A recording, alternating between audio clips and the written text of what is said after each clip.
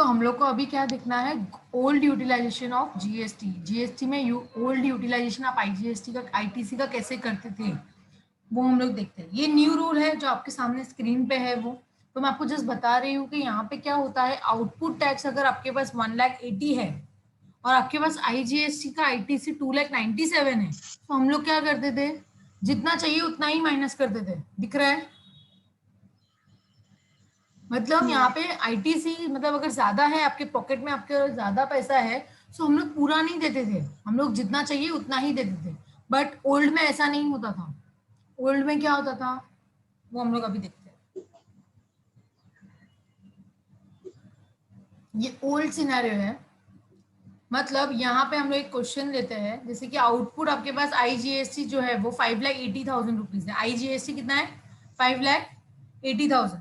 CGST and SGST कितना है? 1,45,000। दोनों में 1,45,000 सीजीएसटी, 1,45,000 एसजीएसटी, दोनों का वहां पे मैंने बताया। आईजीएसटी का आईटीसी आपके पास यहाँ पे पड़ा हुआ है 6,80,000। सीजीएसटी और एसजीएसटी, सॉरी, सीजीएसटी और एसजीएसटी का जो है वो 2,45,000। क्लियर हुआ ये क्वेश्चन में? अभी तक हम लोग जो कर रहे थे ये थोड़ा सा अलग है। यहाँ पे क्या करना होगा आपको, अगर आपका आउटपुट 5,80,000 है अगर आईजीएसटी में, तो हम लोग क्या करते थे पहले, 5,80,000 चाहिए ना मुझे, तो मैं 6,80,000 में से क्या करूंगी, 5,80,000 ले लूंगी, बाकी का 1,00,000 सीजीएसटी और एसजीएसटी के लिए बचा के रखेंगे हम लोग। अभी तक हम लोग ये कर रहे थे, लेकिन यहाँ पे क्या करना होगा आपको, जितना है उतना पूरा माइनस करो आपके पास। अगर सामने वाला 5,80,000 मांग रहा है और आपके पॉकेट में अगर 6,80,000 भी है, तो आपको पूरा देना पड़ेगा। आपके पॉकेट में जितना है हम लोग पूरा माइनस करते थे और रिफंड देते थे। यहाँ पे गवर्नमेंट को ऐसा प्रॉब्लम होता था कि आपको हर बार रिफंड देना पड़ रहा था हम लोग को, क्योंकि हर बार रिफंड ही आ रहा है ना। देखो, आपको आउटपुट सेल्स का पहले हम लोग आईजीएसटी का सॉल्व करते हैं। आउटपुट टैक्स का आईजीएसटी का कितना है? 5,80,000।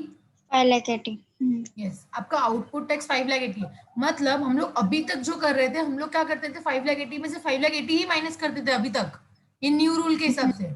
बट ओल्ड में क्या होता था, आपके पास पॉकेट में जितना भी पैसा है वो हम लोग पूरा माइनस कर देते थे। मतलब अगर मुझे किसी को 5,80,000 पे ऑफ करना है, तो मैं क्या करूंगी, 6,80,000 पूरा माइनस कर दूंगी। मतलब गवर्नमेंट को क्या बोलूं, गवर्नमेंट को 1,00,000 एक्स्ट्रा दे रही हूँ मैं यहाँ पे, सो गवर्नमेंट मुझे 1,00,000 वापस देगी, रिफंड आएगा, कैरी फॉरवर्ड होगा या रिफंड आएगा। सो पहले सब में ऐसे ही होता था। सीजीएसटी का भी 1,45,000 मुझे पे करना है, मेरे बैंक बैलेंस में 2,45,000 है, मैंने पूरा बैलेंस दे दिया। 1,45,000 देना है एसजीएसटी को, वो अकाउंट में भी 2,45,000 है, मैंने पूरा माइनस कर दिया। मतलब पहले क्या होता था, जितना आपको पेमेंट करना है आप उससे ज्यादा पेमेंट कर रहे थे, जितना पॉकेट में है, जितना बैंक बैलेंस में आप पूरा दे देते थे। तो गवर्नमेंट का यहाँ पे प्रॉब्लम क्या हो रहा है, अरे यार सब लोग का ध्यान में रखते हुए मुझे सबको रिटर्न करना पड़ रहा है ना। गवर्नमेंट सबका ध्यान रखते हुए सबको कितना रिफंड देगी, कितना याद रखेगी वो, कि मुझे आईजीएसटी को 1,00,000 रुपए रिटर्न देना है, सीजीएसटी को 1,00,000 रिटर्न देना है, एसजीएसटी को 1,00,000 रिटर्न देना है। यहाँ पे गवर्नमेंट का काम बढ़ रहा है। हर मंथ तुम तो ऐसे करते जाओगे, फिर रिफंड हमको देना पड़ेगा या कैरी फॉरवर्ड होगा, हमारा काम बढ़ रहा है इसमें। समझ में आ रहा है? तो अभी आप लोग देखोगे तो आपको ओल्ड इजी लग रहा है और न्यू इजी लग रहा है। न्यू बेटर लग रहा है। हाँ, क्योंकि जो पहले सिखाया जाता है ना, हाँ वो इजी लगता है कभी भी। इसके लिए मैं आपको बता, इसलिए मैंने पहले आपको ये नहीं बताया, नहीं तो आपको यही इजी लगा, फिर आप भूल जाते नया क्या करना है। इसके लिए मैंने ये नहीं बताया। अभी आपको अभी क्या करना है और इसमें क्या डिफरेंस आपको समझ में आया?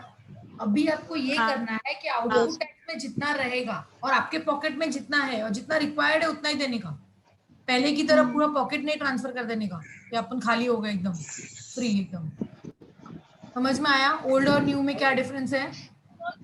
ओल्ड में क्या होता था, जितना आईटीसी आपके पास अवेलेबल है आप पूरा आईटीसी माइनस कर लेते थे, तो गवर्नमेंट आपको रिफंड करेगी बाद में या फिर कैरी फॉरवर्ड होगा। हम लोग वहां पे एडजस्ट नहीं करते थे। अभी से आपको एडजस्ट करना है यहाँ पे, कि अगर इतना पैसा है तो इतना ही दो, बाकी का जो बच रहा है वो दूसरों के लिए काम रखो, बचा के रखो। क्लियर हुआ ये पॉइंट आपको? ओके, सो ये ओल्ड यूटिलाइजेशन का एक सम था हम लोगों ने जो देखा। तो हम लोग को नेक्स्ट देखना है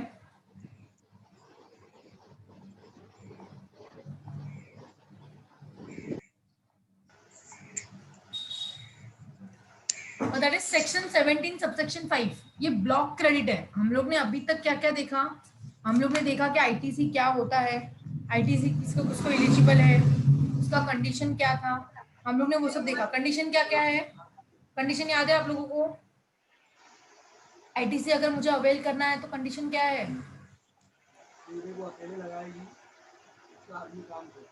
आपके पास टैक्स इनवॉइस होना टैक्स चाहिए। इनवॉइस होना Tax चाहिए। invoice. Debit Should have a होना tax चाहिए। invoice. Hmm, goods Should received receive. There should be goods or service received. Tax has been paid to the government by yes, supplier, yes, and he should have furnished the the return return, also. yes, And Payment of invoice for supply of within services 180 to be within 180 days. yes, you have to pay within and 180 days. depreciation का भी था कि अगर ITC Depreciation. should not हाँ, allow if depreciation is is claimed on Yes, yes, capital मतलब capital अगर हम goods. depreciation claim कर रहे हैं तो हम ITC नहीं ले सकते। Okay okay, yes. तो हम लोग ने कंडीशन भी देख और लिया, एलिजिबल भी देख लिया, और क्या पॉइंट था?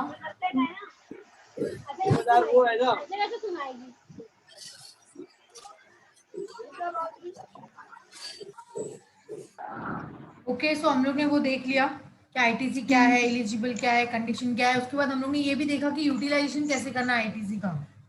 यूटिलाइजेशन का जो सेक्शन है वो 49 सबसेक्शन 5 के अंदर आता है। हम लोग ने ओल्ड यूटिलाइजेशन भी देखा है, न्यू यूटिलाइजेशन भी देखा। ओके, हम लोग को लेकिन न्यू ही सीखना है, न्यू के हिसाब से ही हम लोग को सब सॉल्व करने हैं मार्केट में भी। Okay, Yes, ma'am. तो नेक्स्ट हम लोग अभी देखते हैं कि आईटीसी किसको अवेलेबल नहीं है, कौन आईटीसी का अवेल नहीं कर सकता है, किसका क्रेडिट ब्लॉक कर दिया गया है। क्रेडिट मीन्स आईटीसी का जो क्रेडिट का बेनिफिट है जो आप अगेंस्ट लेने वाले थे आउटपुट टैक्स के, उसको ब्लॉक कर दिया गया है। आप ये सब नहीं ले सकते हो, ब्लॉक बोला है। सेक्शन 17 सबसेक्शन 5 क्या बोल रहा है? आपका ब्लॉक क्रेडिट है। ब्लॉक क्रेडिट मतलब आप आईटीसी आपके ऊपर लाइक आपके लिए अवेलेबल नहीं है, that is ITC is not available slash block credit, section 17 subsection 5। Clear? Yes, ma'am.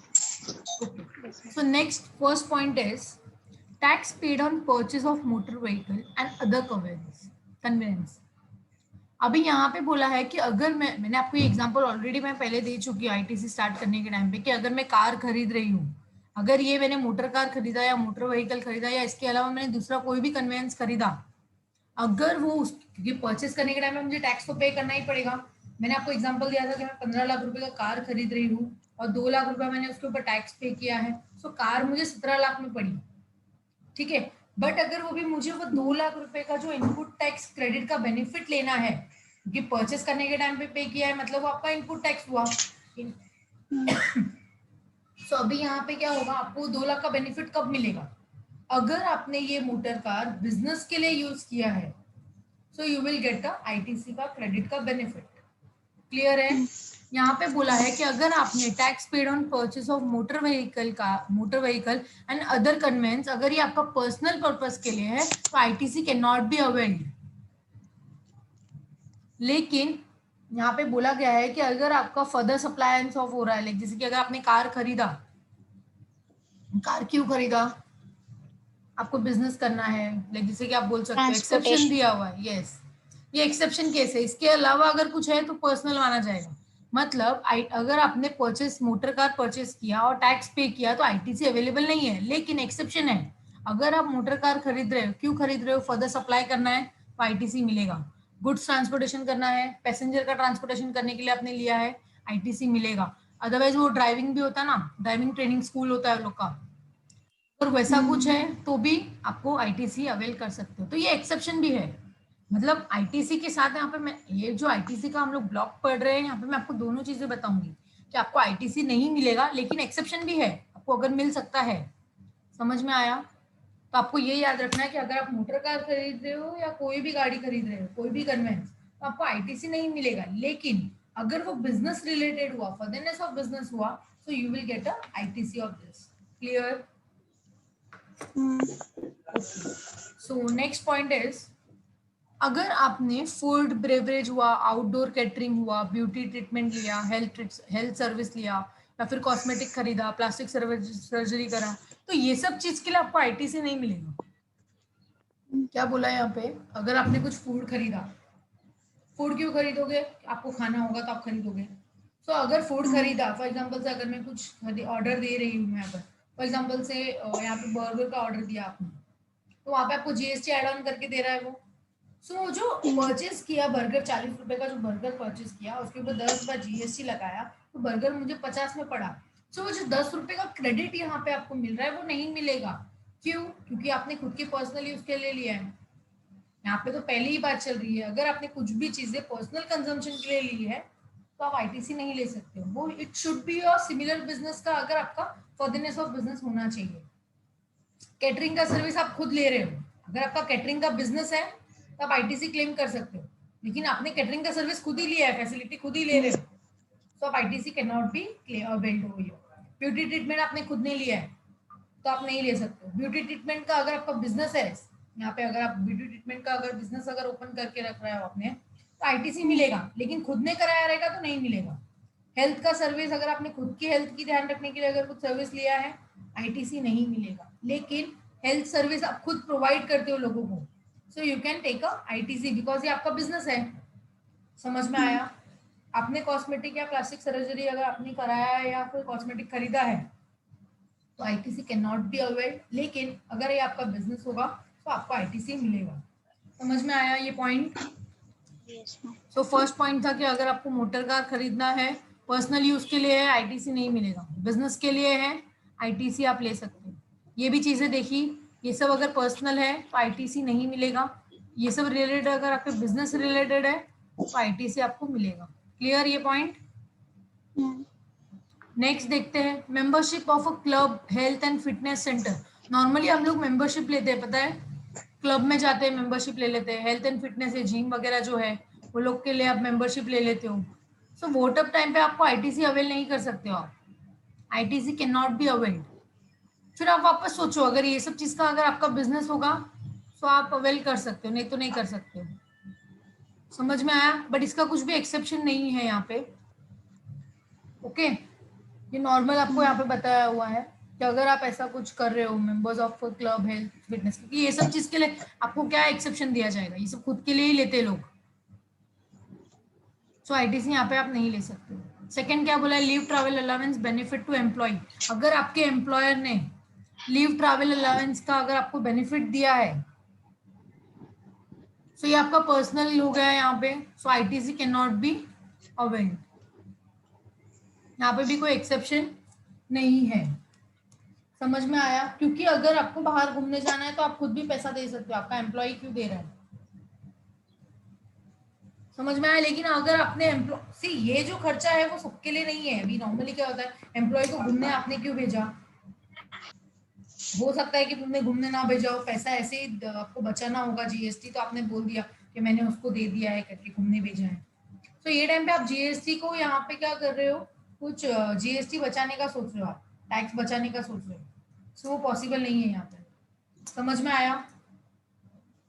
लेकिन अगर आपने एम्प्लॉय लोगों का, सी नॉर्मली यहाँ पे गवर्नमेंट ने मैंडेट किया हुआ है कोई कोई लोगों को कि यहाँ पे अगर आप ऑफिस में हो तो आपके एम्प्लॉय का हेल्थ इंश्योरेंस निकालना जरूरी है। जहाँ पे मैंडेटरी है वगैरह तो चलेगा, एम्प्लॉय का हेल्थ इंश्योरेंस निकालो चलेगा, नॉर्मल इंश्योरेंस निकालो चलेगा, तो आपको उसका आईटीसी क्लेम कर सकते हो अगर आपने पे किया है, उसके ऊपर आईटी जीएसटी कटा है तो। बट यहाँ पे नहीं कटेगा। तो आपको ये याद रखना है कि अगर मेंबरशिप ऑफ क्लब वगैरह आप ले रहे हो, उसके ऊपर आईटीसी जीएसटी पे किया है, उसका आप बेनिफिट नहीं ले सकते हो। लीव ट्रैवल अलाउंस का बेनिफिट आपने लिया है, आप उसका आईटीसी क्लेम नहीं कर सकते। Next is rent cab service. आपने भाड़े पे ले लिया, ये रेंट वगैरह हम लोग लेते हैं ना, ओला वगैरह बुक करते हैं, तो वो हम लोग से नॉर्मली चार्जेस तो लेगा ही, उसके बाद जीएसटी भी ऐड करेगा, तो वो तो आपने पर्सनल कंजम्पशन से लिया है ना।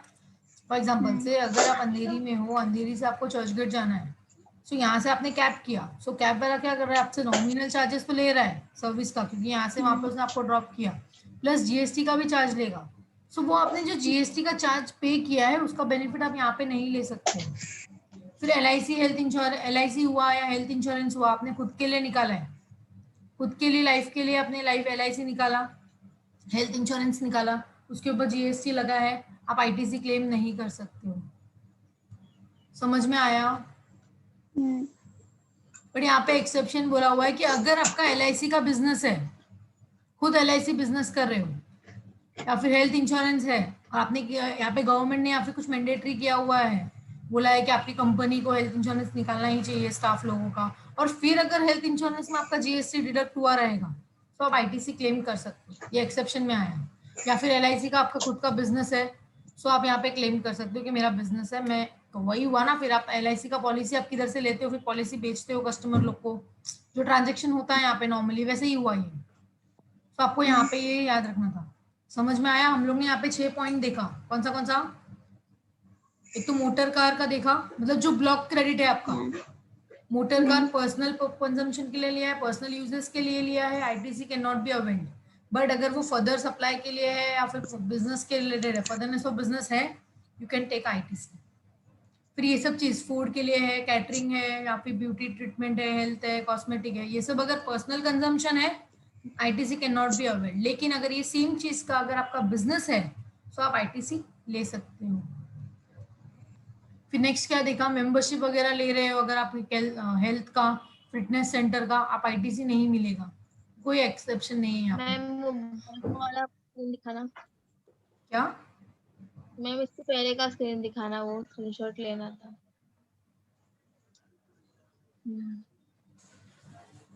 हाँ मैम लिया। फिर next is member of club and health fitness अगर है, आप ITC नहीं ले सकते, एक्सेप्शन कुछ भी नहीं है।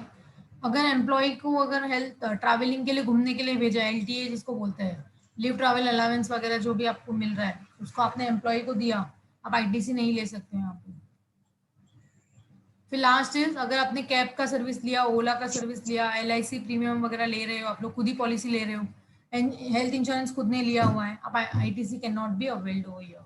लेकिन अगर आपका LIC का बिजनेस है, पॉलिसी बेचते हो आप, या फिर हेल्थ इंश्योरेंस बेचते हो, या फिर आप एम्प्लॉयर हो लेकिन गवर्नमेंट ने बोला है कि आपकी कंपनी को हेल्थ इंश्योरेंस निकालना चाहिए आपके एम्प्लॉय का, तो आप ये सब सिचुएशन में आप क्या कर सकते हो, ITC अवेल कर सकते हो। ओके, सो हम लोग ने यहाँ पे ये देख लिया कि सेक्शन 17(5) में ITC किसको किसको अवेलेबल नहीं है। यहाँ पे और भी हमारे पास पॉइंट्स है जिसको अवेलेबल नहीं है, वो हम लोग नेक्स्ट लेक्चर में देखेंगे। ओके, कुछ डाउट है आज वाले सेक्शन में आपको? कुछ जो आज हम लोग ने पढ़ा उसमें कुछ डाउट है आपको? No ma'am. ओके, ठीक है, थैंक यू।